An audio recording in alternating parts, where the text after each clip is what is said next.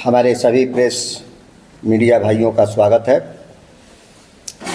आज ये जो हम प्रेस कॉन्फ्रेंस पश्चिम चंपारण जिला कार्यालय से जो कर रहे हैं, ये प्रेस कॉन्फ्रेंस बिहार की जनता के लिए बहुत बड़ी उपयोगी चीज़ है। उनको समझने की ज़रूरत है कि सरकार ने उनके साथ कैसे ठगी की, बेईमानी की, धोखाधड़ी की और जात पात के नाम पर उनसे वोट लेकर आज बिहार को किस तरह से खोखला किया और साथ साथ उनके साथ दगा खिलाफी किया, दगाबाजी किया।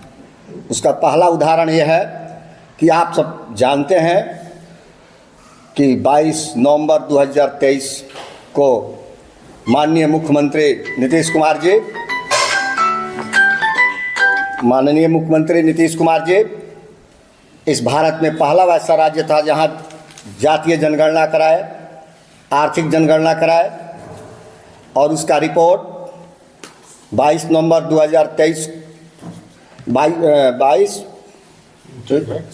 नवंबर 2023 को उन्होंने विधानसभा के पटल पर रखा और उन्होंने स्वीकार किया विधानसभा में कि हमने जो जातीय जनगणना कराया है, यहाँ का आर्थिक जो सर्वेक्षण मैंने कराया है, उसमें हमने पाया है कि बिहार की 34% जनता गरीबी रेखा में भी उससे भी नीचा है। अगर पारिवारिक संख्या का आधार समझा जाए तो 94 लाख की संख्या होती है। और उन्होंने उस विधानसभा के पटल से ये घोषणा की थी जिसमें अभी वर्तमान के पक्ष विपक्ष के सभी पार्टियां सम्मिलित थी कि मैं इन सबको 2-2 लाख रुपए मुहैया कराऊंगा कि जो गरीबी रेखा के नीचे हैं, ताकि इनका जीवन बसर सुधर सके।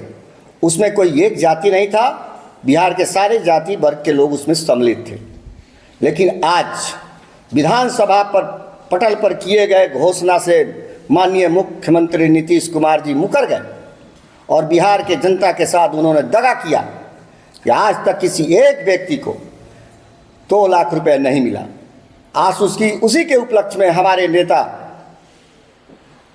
श्री प्रशांत किशोर जी आज उनके गांव गए हैं, ये जानने के लिए कि कम से कम बिहार के लोगों को तो नहीं मिला। मुख्यमंत्री नीतीश कुमार जी ने तो कम से कम अपने गांव के लोगों को ये 2 लाख रुपए मुहैया कराए होंगे। तो आज हमको लगता है कि वहाँ गांव के लोग भी यही कहेंगे कि हमको भी नहीं मिला। तो पहला दगा ये हुआ। दूसरी दगा ये हुई कि जब नीतीश कुमार जी बिहार के मुख्यमंत्री हुए तो दलित मिशन की शुरुआत की, आप सबों को पता होगा। और उन्होंने कहा था कि बिहार के 50 लाख अनुसूचित जाति, अति पिछड़ा जाति या अन्य जाति के वैसे लोग हैं जिनके पास जमीन नहीं है कि वो अपना घर बना सके। तो उन्होंने घोषणा किया था कि मैं प्रत्येक परिवार को 3-3 डिसमिल जमीन दूंगा। आपको ये जानकर हैरानी होगी कि बिहार के पास अधिशेष भूमि 25 लाख एकड़ है। विनोबा भावे की मांगी गई जमीन किसानों से भिक्षा के रूप में जो लिए थे वो बिहार सरकार के पास है। घर में जरुआ जमीन है। अगर सबको जोड़ दिया जाए तो कम से कम 50 लाख एकड़ जमीन बिहार सरकार के पास है। लेकिन वो किसी गरीबों को आज तक 3-3 डिसमिल जमीन नहीं दे सके। उस जमीन से उन्होंने एक जरूर काम किया कि विगत 20 सालों में मात्र 2 लाख परिवार को, चाहे अनुसूचित जाति हो, अति पिछड़े जाति के लोग हो, 2 लाख परिवार को उन्होंने 3-3 डिसमिल जमीन मुहैया कराया है। तो क्या ये 48 लाख परिवार के साथ धोखा नहीं है? ये 48 लाख परिवार की जो जमीन थी 50 लाख एकड़, वो जमीन कहाँ गई? अंचल उसको किसके नाम से दे दिया? बिहार के प्रशासनिक अधिकारी किसके नाम उसको कर दिया? ये जन स्वराज जानना चाहती है। विगत 5 सालों में भूमि सर्वे को लेकर आप देख रहे हैं कि कैसा लूट मचा है।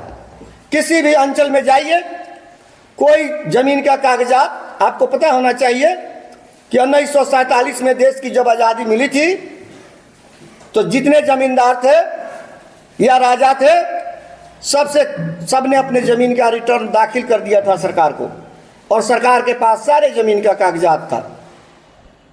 लेकिन आज वो कागजात किस रूप में अंचल में है कि नहीं है, इसका पहला उदाहरण यह है कि किसी का जमीन जमाबंदी किसी का, पहले किसी और का, जमीन का लूट मचा है पूरे बिहार में।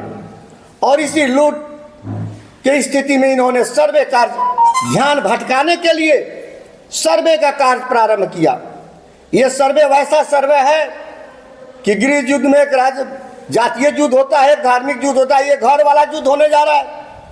अब लोग अपना कागज सही कराने के लिए जब अंचल में जाता है तो पता चलता है कि मेरा कागज सही है नहीं है, ये तो मेरा जमीन जरूर है, जमाबंदी किसी और का हो गया, इसका मालिकाना हक किसी और को मिल गया, या कागज अनुपलब्ध है। तो अंचल से लेकर और रेवेन्यू डिपार्टमेंट के बड़े अफसर तक इस लूट में सम्मिलित हैं। पहले तो बिहार में जंगल राज था, बंदूक के बल से लोगों से पैसा वसूला जाता था। आज कलम के नोट पर पैसा की वसूली की जा रही है। और इसके सबसे बड़ा उदाहरण मैं ये आपको देना चाहता हूं। जन सुराज मांग करती है कि किसी एक अंचल का बिहार सरकार जांच करा ले। अगर सबसे बड़ा घोटाला के रूप में रेवेन्यू डिपार्टमेंट, बिहार में सबसे बड़ा रेवेन्यू डिपार्टमेंट घोटाला के रूप में उभरेगा, और ये राज्य का नहीं पूरे देश का सबसे बड़ा घोटाला के रूप में इसको जाना जाएगा। तो भाई मेरे, इसी सब को लेकर आज से जन सुराज बिहार बदलाव यात्रा आदरणीय नेता हमारे प्रशांत किशोर जी के नेतृत्व में करने जा रही है। शुभारंभ नीतीश जी के पैतृक गांव से हो रहा है, ताकि वहां हमारे नेता समझना चाह रहे हैं कि बिहार में जहां इतनी लूट मची है, जमीन लूट मची है, सर्वे में लूट मची है, किसानों के साथ लूट मची है, मजदूरों के साथ लूट मची है, बेरोजगारों का पेपर लीक किया जा रहा है, तो कम से कम इतना भ्रष्टाचार के बीच नीतीश जी तो अपने गांव को ठीक ठाक किए होंगे। वहां नेता आज हमारा समझेंगे और वहां से वो अपना बिहार बदलाव कार्यक्रम का शुभारंभ करेंगे। मेरा नाम हुआ सचिंद्र कुमार पांडे, मैं संगठन महासचिव। भाई आप लोग भी उसमें सम्मिलित हैं कि भारत में, बिहार में कोई वैसा स्टेट नहीं है कि बेरोजगार भाई हमारे जो पढ़ाई पढ़ते हैं उसके माँ बाप जो ज़मीन बेचकर अपने बच्चे को दिल्ली पटना भेजकर कंपटीशन फेस कराते थे, और जब नौकरी में वो अप्लाई करते थे तो पेपर लीक हो जाता था, नौकरियां बिक जाती थी, और वो पढ़े हुए उसके हकदार लोग घर आते थे, गैर हकदार लोग पैसा के बल पर नौकरी पाते थे। तो हमारे नेता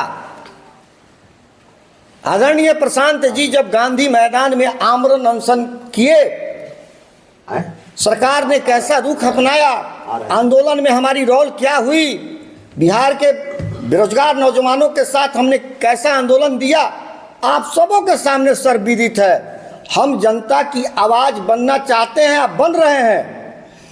समय आते जा रहा है और हमारा आंदोलन आप देखते जाइए। पहला उदाहरण तो सबसे पहले हम लोग बेरोजगारों के लिए किए हैं। ये जनता का सबसे बड़ा काम नहीं है तो और क्या है? आप स्वयं दिल से जज कीजिए कि क्या पूर्व की नौकरियां 100% सही लोगों को मिली है? नहीं मिली है।